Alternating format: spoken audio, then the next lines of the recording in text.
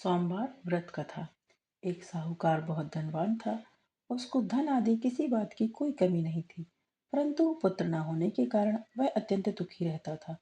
वह इसी चिंता में रात दिन रहता था और इसलिए वह पुत्र की कामना के लिए प्रति सोमवार को शिव जी का व्रत और पूजन किया करता था। शाम के समय शिव जी के मंदिर में जाकर दीपक जलाया करता था।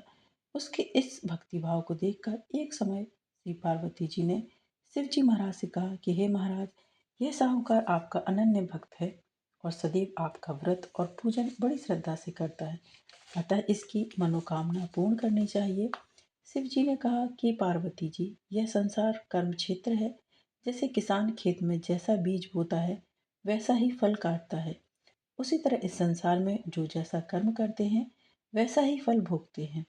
पार्वती जी ने अत्यंत आग्रह से कहा कि महाराज, जब यह आपका ऐसा भक्त है और यदि इसको किसी प्रकार का दुख है तो उसको आप अवश्य दूर कीजिए, क्योंकि आप तो सदैव अपने भक्तों पर दया करते हैं, उनके दुखों को दूर करते हैं। यदि आप ऐसा नहीं करेंगे तो मनुष्य क्यों ही आपकी सेवा व्रत और पूजन आदि करेंगे। पार्वती जी का ऐसा आग्रह देख शिव जी महाराज प्रसन्न होकर कहने लगे, हे पार्वती, इसके कोई पुत्र नहीं है।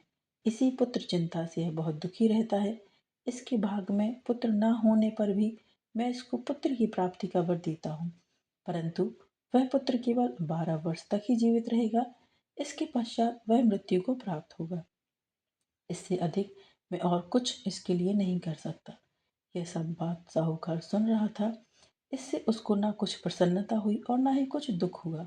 वह पूर्ववत जैसे पहले ही शिव जी की पूजा करता था, व्रत रखता था, उसी तरह वह आगे भी करता रहा। कुछ समय व्यतीत हो जाने पर साहूकार की स्त्री गर्भवती हुई और 10वें महीने उसके गर्भ में अति सुंदर पुत्र की प्राप्ति हुई। साहूकार के घर में बहुत खुशी मनाई गई, परंतु साहूकार ने उसको केवल 12 वर्ष की आयु जानकर अधिक प्रसन्नता प्रकट नहीं की और न ही किसी को इसका भेद बताया।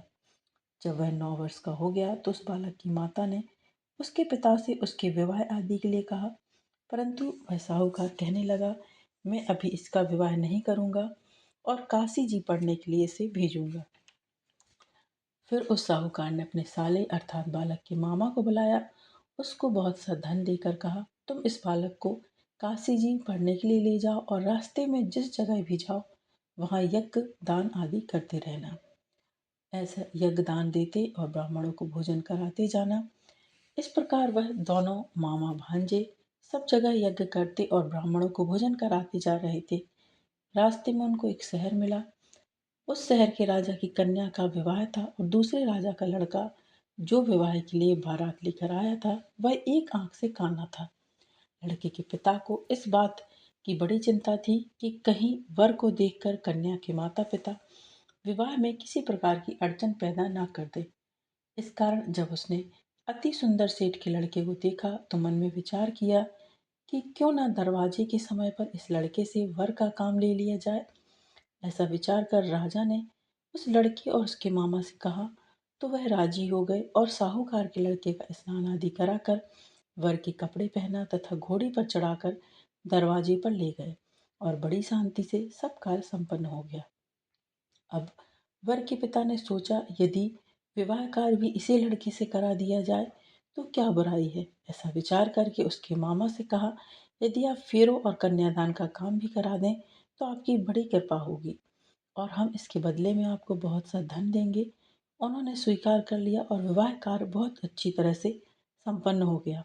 परंतु जिस समय लड़का जाने लगा तो उसने राजकुमारी की चुनरी के पल्ले पर लिख दिया कि तेरा विवाह तो मेरे साथ हुआ है, परंतु जिस राजकुमार के साथ तुमको भेजा जाएगा वह एक आंख से काना है और मैं तो काशी जी पढ़ने जा रहा हूँ।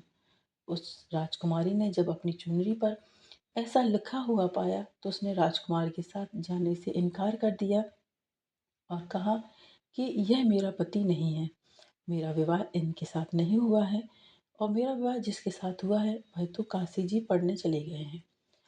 कन्या के माता पिता ने अपनी कन्या को विदा नहीं किया और बारात वापस चली गई। उधर सेठ का लड़का और उसका मामा काशी जी पहुंच गए। वहां जाकर उन्होंने यज्ञ करना और लड़के ने पढ़ना शुरू कर दिया। जब लड़के की आयु 12 वर्ष की हो गई तब एक दिन उन्होंने यज्ञ किया। उस लड़के ने अपने मामा से कहा, मामा जी आज मेरी तबीयत कुछ ठीक नहीं है। मामा ने कहा कि अंदर जाकर सो जाओ। लड़का अंदर जाकर सो गया और थोड़ी देर में उसके प्राण निकल गए। जब उसके मामा ने आकर देखा तो वह मुर्दा पड़ा हुआ था। उसको बड़ा दुख हुआ और उसने सोचा कि मैं अभी रोना पीटना मचा दूंगा तो यज्ञ का कार्य अधूरा रह जाएगा। अतः उसने जल्दी से यज्ञ का कार्य समाप्त कर ब्राह्मणों के घर जाने के पश्चात रोना प्रारंभ किया। संयोगवश उस समय शिवजी महाराज और माता पार्वती जी उधर से निकल रहे थे। जब उन्होंने जोर जोर से रोने पीटने की आवाज़ सुनी तो पार्वती जी शिवजी को आग्रह करके उसके पास ले गईं और सुंदर लड़के को मरा हुआ देखकर कहने लगी कि महाराज, यह तो उसी सेठ का लड़का है जो आपके वरदान से प्राप्त हुआ था। शिवजी ने कहा कि पार्वती जी, इसकी आयु इतनी ही थी जो कि वह भोग चुका है। पार्वती जी ने कहा कि महाराज, कृपा करके इस बालक को और आयु दे, नहीं तो इसके माता पिता तड़प तड़प कर मर जाएंगे। पार्वती जी की इस प्रकार बार बार आग्रह करने पर शिव जी ने उसको वरदान दिया और शिव जी महाराज की कृपा से लड़का जीवित हो गया। शिव जी पार्वती जी कैलाश चले गए। तब वह लड़का और उसका मामा उसी प्रकार यज्ञ कराते हुए अपने घर की तरफ वापस चल पड़े और रास्ते में उसी शहर से आए जहाँ पर उस लड़के का विवाह हुआ था। वहाँ पर आकर जब उन्होंने यज्ञ आरंभ कर दिया तो उस लड़के के ससुर ने उसको पहचान लिया और महल में ले जाकर उसकी बड़ी खातिरदारी की। साथ ही बहुत सारा धन और दासियों सहित बड़े आदर और सत्कार के साथ अपनी लड़की और जमाई को विदा किया। जब वह अपने शहर के निकट आए तो उसके मामा ने कहा कि पहले मैं तुम्हारे घर जाकर खबर करके आता हूँ। उस समय उसके माता पिता अपने घर की छत पर बैठे हुए थे और उन्होंने यह प्रण किया था कि यदि हमारा पुत्र साकुशल घर आया तो राजी खुशी नीचे आ जाएंगे, नहीं तो छत से गिरकर अपने प्राण दे देंगे। इतने में उस लड़के के मामा ने आकर यह सारा समाचार कह सुनाया कि आपका पुत्र जीवित है और वह आ गया है, परंतु उनको विश्वास नहीं हो रहा था।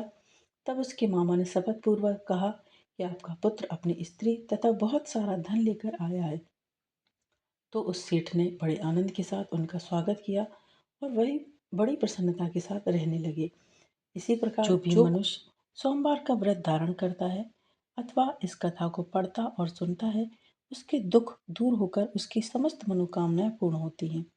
इससे लोक में नाना प्रकार के सुख भोग कर अंत में सदाशिव के लोक की प्राप्ति होती है। तो ये सोमवार व्रत कथा थी।